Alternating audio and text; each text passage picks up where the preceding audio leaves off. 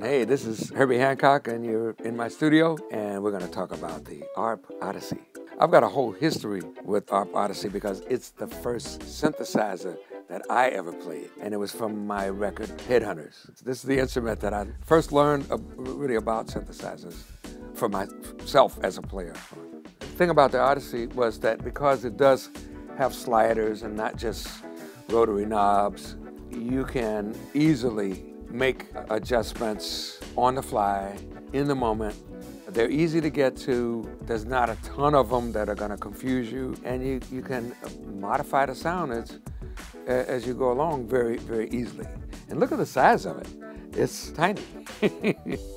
and it comes in a really cool case too. I really like the case that it comes in. They didn't have that before.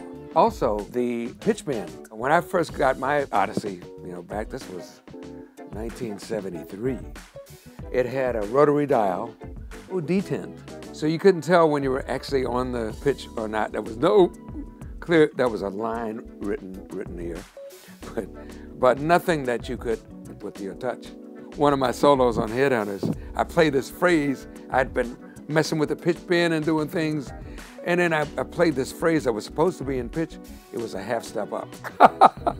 So I repeated it and turned the dial to make it flatter, a half step down.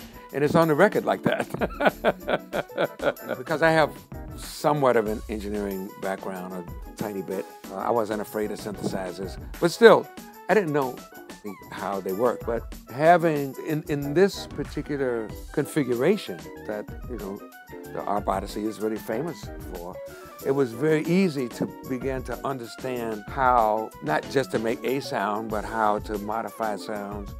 The layout makes it very user-friendly for learning how synthesis works.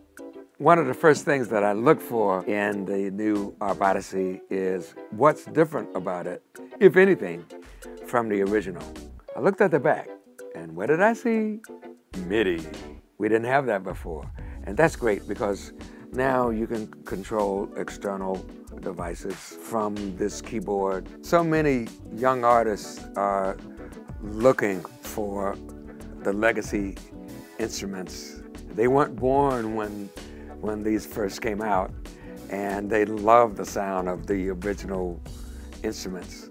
And I'm sure they'll immediately gravitate to the new ARP Odyssey.